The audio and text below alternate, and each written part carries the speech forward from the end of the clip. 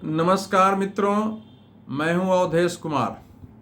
मित्रों, इस समय पहलगाम हमले के बाद पूरे देश में माहौल यही है कि नरेंद्र मोदी सरकार को और भारत को इसका प्रतिशोध ऐसा लेना चाहिए कि दोबारा सीमा पार से या अंदर के आतंकवादी ऐसी हिमाकत न करें। और ये अस्वाभाविक नहीं है, क्योंकि कश्मीर जितना बदल गया था धारा 370 निष्प्रभावी किए जाने के बाद, उसमें किसी को उम्मीद नहीं थी कि इस प्रकार की घटना वहां घट जाएगी।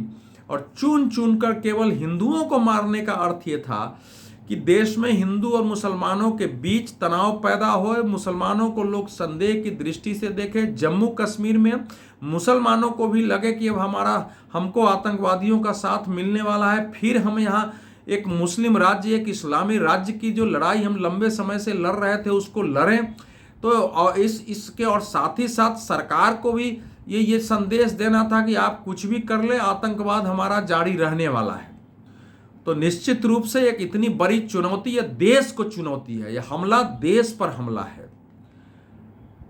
पाकिस्तान यद्यपि अपने सीनेट में, राष्ट्रीय असेंबली में कह रहा है कि हम मुकाबला करेंगे, हालांकि अभी तक न हमारे प्रधानमंत्री ने, न गृह मंत्री ने, न रक्षा मंत्री ने, किसी ने पाकिस्तान का नाम नहीं लिया है।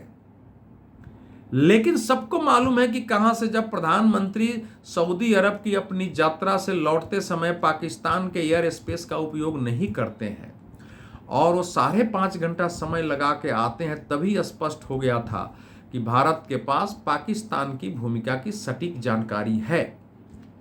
आप देख रहे हैं, जिस समय मैं आपसे बात कर रहा हूं, आज पहले cabinet committee on security affairs की बैठक है, उसके बाद cabinet committee on political affairs की बैठक है, उसके बाद cabinet committee on economic affairs की बैठक है।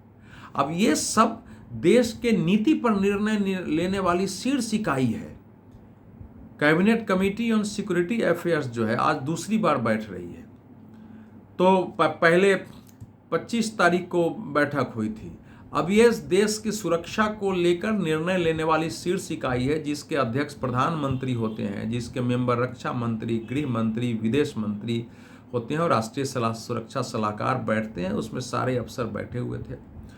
जो political cabinet committee on economic affairs है, इकोनॉमी पर सबसे बड़ी निर्णय लेने वाली वो शीर्ष संस्था है। उसी तरह से पॉलिटिक्स पर निर्णय लेने वाली शीर्ष संस्था है, क्योंकि आगे क्या क्या संभावनाएं हो सकती हैं। अगर हमको युद्ध में जाना पड़ता है, लंबा खींचता है, तो क्या क्या सारी संभावनाओं की स्टडी कराने के बाद बात हो रहा होगा कि हमको पहले से क्या कदम उठाने हैं। कोई कदम उठाने के बाद समस्या पैदा होगी, उससे कैसे निपटना है। अर्थव्यवस्था में समस्या आएगी, महंगाई बढ़ गई, तेल की दिक्कत आ गई, और भी देश में समस्या आ गई, शेयर मार्केट में समस्या आ गई, निवेशकों ने भारत में अगर परेशानी पैदा की तो क्या करना है। या कुछ ऐसे, पाकिस्तान का वैसे ज़्यादा समर्थन नहीं, लेकिन एक आध देश भी, खासकर हमारा पड़ोसी देश चीन है, यद्यपि चीन इस समय चाहता है कि भारत के साथ संबंध अच्छे बने, लेकिन पाकिस्तान को छोड़ नहीं सकता है। उसने अगर कोई ऐसी स्थिति पैदा की तब क्या करेंगे, सारा विचार करके कोई भी जब कार्रवाई करनी होती है उसके पहले क्या क्या कार्रवाई कर सकते हैं, उन कार्रवाइयों के बारे में पहले उस पर विकल्प पर बात करना। फिर वो कार्रवाई करेंगे तो हमको क्या क्या आवश्यकता पड़ सकती है देश के अंदर और देश के बाहर, उसके हिसाब से उसकी तैयारी करनी पड़ती है। कार्रवाई करेंगे तो उसके रिएक्शन क्या होंगे, उसके क्या क्या परिणाम हो सकते हैं, उसका मूल्यांकन करना पड़ता है। फिर उसके अनुसार पूर्व तैयारी करनी पड़ती है।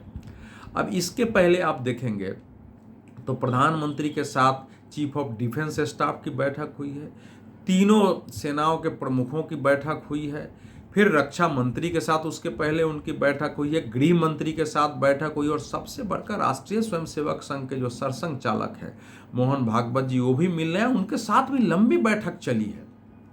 इसके पहले सर्वदलीय बैठक हो चुकी है। तो सर्वदलीय बैठक का मतलब था पहले पॉलिटिक्स के लोगों से बात करके उनका समर्थन लेना। राष्ट्रीय स्वयंसेवक संघ जैसा बड़ा संगठन है, वो संगठन अगर देश में समस्याएं पैदा होगी तो संघ कहाँ कहाँ क्या करेगा। आप जानते हैं कि 1962 के युद्ध में और संघ ने दिल्ली शहर का ट्रैफिक संभाला था, जब हमारे यहाँ सुरक्षा बलों की कमी हो गई थी, सुरक्षा बलों के भोजन जो भी हैसियत थी।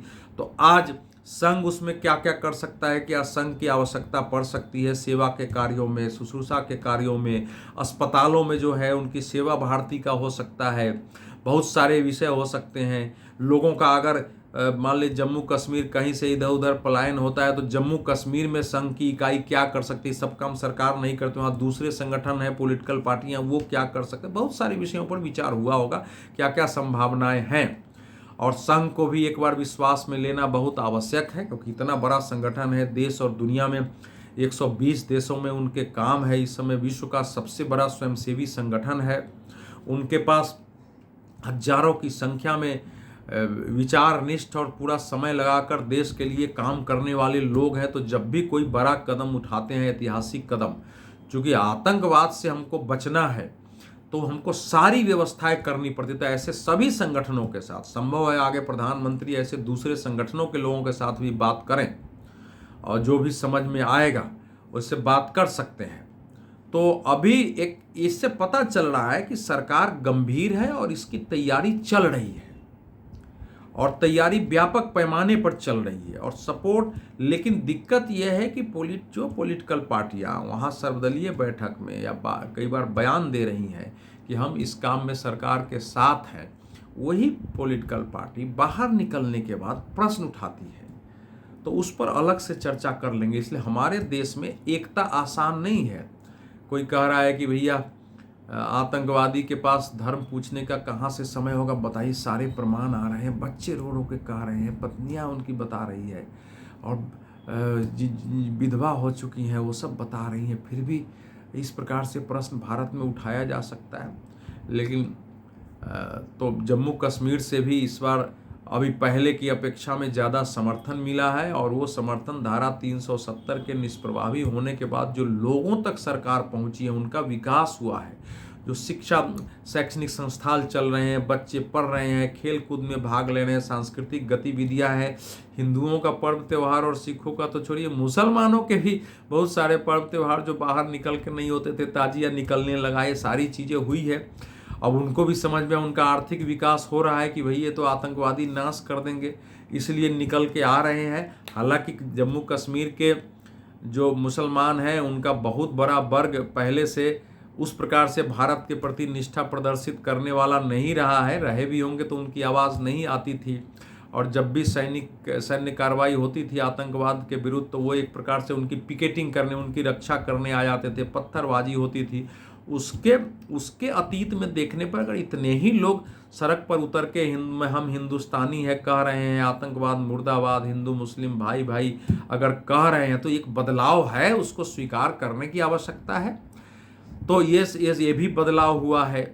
पाकिस्तान के साथ एक देश नहीं खड़ा है। भारत ने अलग अलग देशों के राजनयिकों को बुला करके स्थिति से अवगत कराया है। प्रधानमंत्री को भी अमेरिका के राष्ट्रपति, रूस के राष्ट्रपति और अलग अलग देशों के नेताओं का फोन आया है। ईरान तक ने बयान दिया है कि दहशतगर्दी के विरुद्ध हम भारत के साथ है। सऊदी अरब ने बयान दिया है, मुस्लिम कंट्रीज भी आ रहे हैं। तो धीरे धीरे माहौल बन रहा है। सुरक्षा परिषद ने यद्यपि चीन और पाकिस्तान के विरुद्ध एक प्रस्ताव पारित किया, उसमें एक आध शब्दों से हो सकता है कि शायद उतना कड़ा नहीं हो, लेकिन वो कड़ा बयान है।